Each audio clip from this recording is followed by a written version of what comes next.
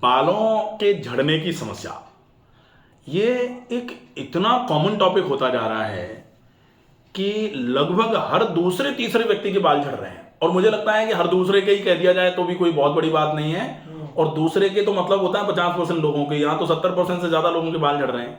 तो झड़ नहीं रहे, पतले हो गए हैं सर। पतले भी हो रहे हैं, डेंसिटी जो है ना वो गई, और ऐसे टूटेंगे भी।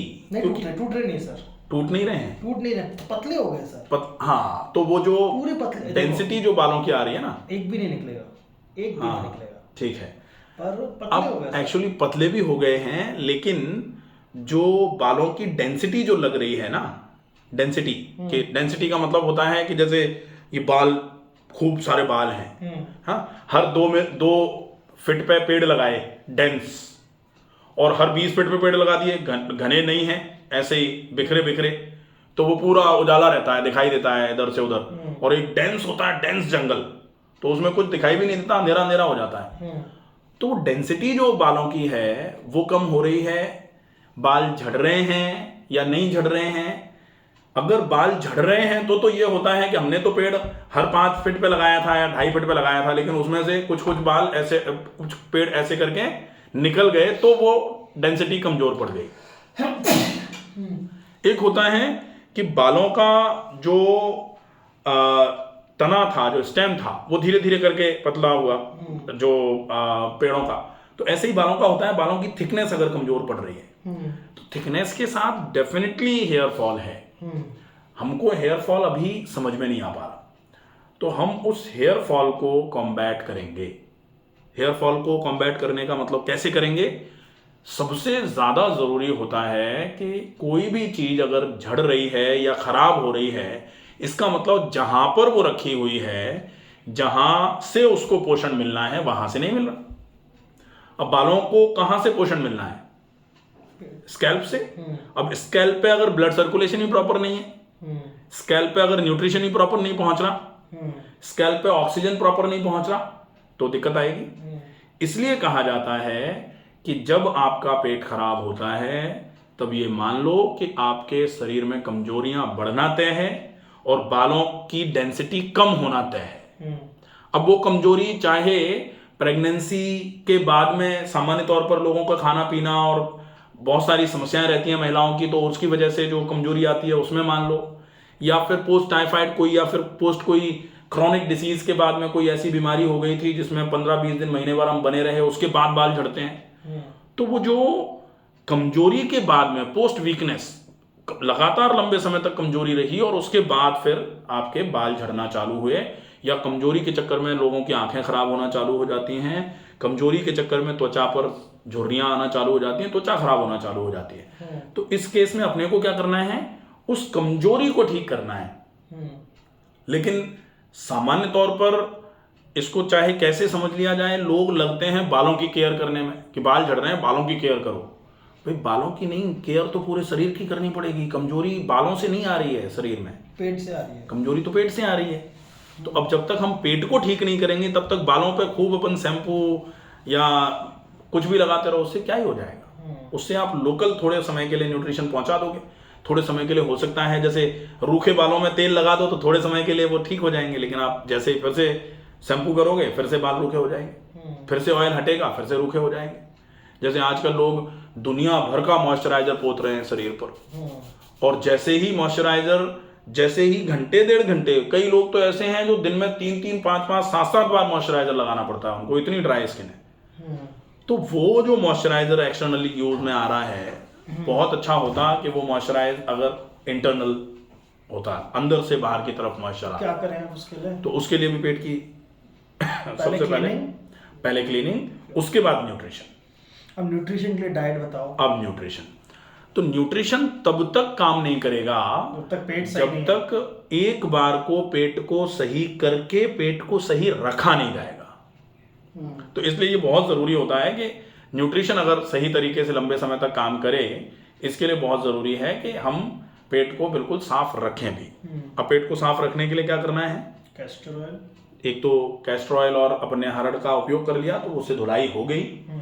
अब दोबारा कुछ ऐसा नहीं खाया जाए जिसकी वजह से पेट फिर से खराब हो, और जैसे ही ये लगे कि पेट थोड़ा खराब होते नजर आ रहा है तो पहले छोटे उपाय हैं, और अगर छोटे उपाय से सही नहीं होता तो दोबारा से कैस्टर ऑयल और हरड़ ले लिया जाए। लेकिन ये जो चिकित्सा का बार बार उपयोग है कि बार बार पहले हम पेट को खराब करेंगे और बार बार हरड़ और कैस्टर ऑयल लेंगे, तो उससे हरड़ और कैस्टर ऑयल पर डिपेंडेंसी आ जाएगी। और वो डिपेंडेंसी आज नहीं तो कल के लिए नुकसानदायक है। कहा जाता है पराधीन सपने सुख नहीं, दूसरे के अधीन में तो सपने भी सुख के नहीं आते। तो फिर पहले कैस्टर ऑयल लेकर और एक्सरसाइज और ब्रीदिंग एक्सरसाइज में शिफ्ट हो जाया जाए तो कैस्टर ऑयल का काम वो संभाल लेंगे, फिर वो संभालते रहेंगे और फिर थोड़ा डाइट भी फॉलो थोड़ा 19-20 खाने में आ गया तो भी कवर अप हो जाएगा। हाँ, तो फिर तो कहते ही है कि जैसे एक बार सब ठीक कर लिया उसके बाद नियमित व्यायाम करना सबसे बढ़िया माना जाता है। अब नियमित व्यायाम फिर करना, कहते हैं ना कि व्यायामात लभते स्वास्थ्यम दीर्घायुष्यम बलम सुखम। जो नियमित व्यायाम करते हैं उनको लाभ के रूप में स्वास्थ्य मिलता है, और दीर्घ आयुष्यम बलम सुखम, दीर्घ आयु बल और सुख ये सब मिलता है। समझ गया सर। ठीक है, तो व्यायाम छोड़ नहीं सकते अपन, व्यायाम को कतई नहीं छोड़ना है। ये हो गया। अब अपने को ये ध्यान रखना है कि डाइट में हम लेंगे क्या। तो डाइट में हम जैसे ही सवेरे जागेंगे, जागते ही सबसे पहले नंबर पर हम एक तो पानी पिएंगे। जगते ही पानी पी लिया, पानी पीने के बाद हम फ्रेश होने जाएंगे, ये ध्यान रखना है। फिर हाथ मुंह धो के मंजन करके उसके बाद व्यायाम करने के पहले हम कुछ ले लेंगे व्यायाम के पहले। अब वो कुछ नट्स हो सकते हैं। अब वो नट्स जो हैं वो ज़्यादा अच्छा रहे कि हम व्यायाम के बाद लें, पहले हम सौंफ मिश्री ले लें। सौंफ का पानी? हाँ, सौंफ का पानी पीने से फिर वो कोई दिक्कत नहीं है सर। 5 बजे अगर उठेंगे, हाँ, 5:30 बजे आप रेडी हो गए, हाँ, आपने सौंफ का पानी लिया, हाँ, 7 बजे योगा टीचर आएंगे, तो 1.5 घंटे तक सौंफ का पानी तो नहीं काम करेगा। 1.5 घंटे तक, अगर जैसे 1.5 घंटे तक हम क्या एक्सरसाइज अपनी करेंगे क्या?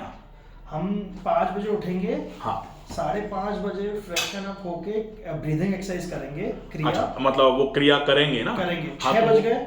उसके केस में हम ये रखेंगे कि जैसे पेट की गर्मी ना बढ़ जाए, हमने पहले पानी पी लिया, सौंफ पानी, क्रिया से पहले। उसके बाद जब हम योगा शुरू करेंगे उसके पहले हम कुछ हल्का सा खा लें, क्योंकि सामान्य तौर पे अपन बोलते हैं कि जैसे बहुत सारे लोग ये कह सकते हैं कि अरे आप तो कह रहे हो कि योगा के बाद पहले कुछ खा लो और फिर आप कहते हो कि योगा खाली पेट करना चाहिए।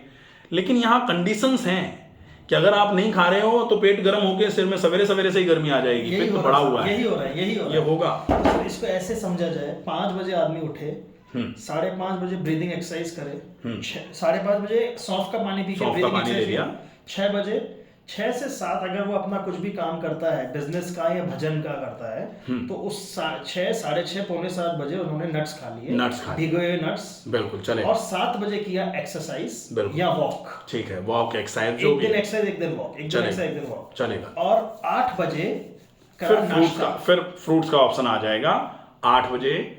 और 8 बजे फल खाने के बाद फिर अगर हमको जैसे 10, साढ़े 10 बजे, 11 बजे, 8 बजे फल खाने के बाद से 8:30 बजे ही भूख लगती है। अच्छा, 8 बजे फल खाने के, हाँ तो कोई बात नहीं, 8 बजे फिर नाश्ते का टाइम हो सकता है, 8, सवा 8 बजे नाश्ता 8 बजे नाश्ता कर लो। नाश्ते में क्या खाएं? ओट्स, दलिया ले सकते हैं, दलिया ले सकते हैं, खिचड़ी ले सकते हैं। खिचड़ी नहीं खा सकते सर सुबह सुबह, ओट्स और दलिया ले लो। और थर्ड ऑप्शन फिर छोले। नहीं, छोले बिल्कुल भी नहीं चलेंगे अभी नहीं, आज से 1 महीने बाद। 1 महीने बाद देख सकते हैं डाइजेशन कितना अच्छा हो जाता है उसके ऊपर। ठीक है, ओट्स और ये खा लिए। और पोहा खा सकते हैं, लेकिन पोहा को बिल्कुल स्टीम करके, मतलब पोहा बिल्कुल नरम हो जाए, नहीं तो पोहा क्या है जल्दी जल्दी सूखे बना दिया, पेट में फूलता है। काम करते हैं, फिलहाल फर्स्ट 15 दिन के लिए ओट्स और दलिया ही रख लो। ठीक है, चलेगा, क्योंकि आगे का तो आगे देखेंगे ना, आगे देख लेंगे, चलेगा, कोई इशू नहीं। ये कर लिया। फिर उसके बाद 8:30 बजे के 3 घंटे बाद 11:30 बजे,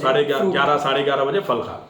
फिर 1 बजे, मैक्सिमम 1 बजे भोजन क्या होगा? चपाती, सब्जी या फिर खिचड़ी खा ली, खिचड़ी दही, या फिर 1 दाल, 1 सब्जी और 2 चपाती खा ली, चलेगा। पापड़ का क्या रोल है? पापड़ खाना है नहीं खाना है? पापड़ सेका हुआ खा सकते हैं, तला हुआ नहीं खाते, चलेगा, सेका हुआ चलेगा। फिर सर 4 बजे फ्रूट, 4 बजे फल खा लिए। फिर 6, साढ़े 6 बजे भोजन कर लिया, डिनर ले लिया। भोजन में भी दाल, सब्जी, रोटी। दाल चले? दाल शाम, अगर दोपहर में खा लिया तो शाम को स्किप कर दो। ओके। और पनीर खाना चाहें अगर शाम को 6:30, 7 बजे?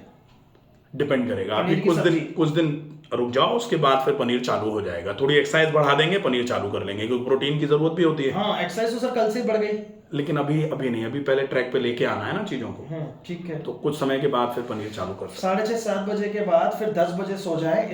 अब सुबह 6:30 बजे तक या मानिए 5:30 बजे सौंफ तक कुछ नहीं खाना है। हाँ, तो वो इंटरमिटेंट फास्ट इतना पर्याप्त है। फिर अपन ने शाम को 7 बजे खा लिया था और उसके बाद हम 6:30 बजे तक, तो लगभग 12 घंटा हो गया। 11:30 हुआ सर। 11:30-12 ठीक है, चलेगा। क्योंकि पित्त के केस में आप पेट को खाली छोड़ोगे तो ये आपके पेट को नाश की तरफ ले जाएगा। तो सर फिर 10 घंटे की करें, डिनर को 7:30 बजे करें? नहीं, 7:30 बजे डिनर करते हैं तो फिर वो डाइजेशन में प्रॉब्लम करेगा, इसलिए डिनर को तो बिफोर 7 ही बना रहने दो। सुबह जल्दी कर लें? सवेरे बेशक जल्दी कर लो, कोई इशू नहीं, चलेगा। ठीक है। पित्त को 11 घंटे से ज्यादा नहीं? नहीं, बहुत है, 11-12 मैक्स। 11-12 मैंने गलती करी, 12 को 16 ले गया, तभी मुझे पाइल्स की समस्या वो फिर समस्या हो जाएगी, वो उससे बचना ही पड़ेगा। ये पित्त तो सर, ये पित्त के बचपन से है क्या मेरे को? पित्त की तासीर है। पित्त की तासीर जो होती है ना, पित्त में थोड़ा तनाव रहेगा, थोड़ी एंजाइटी रहेगी, पित्त में थोड़ा सा पेट की समस्या बनी ही रहेगी। तो सर पित्त वालों को पानी ज्यादा पीना चाहिए? ज्यादा पीना चाहिए डेफिनेटली। पित्त वृद्धो शीत कामिता, पित्त जब बढ़ता है तो ठंडी चीजें खाने का पीने का मन करता है, और ठंडी चीजें मतलब पानी तो सबसे पहले शीतल है। समझ गया सर। ठीक है, तो ये मैं पूरी चीज समझ गया। Thank you sir.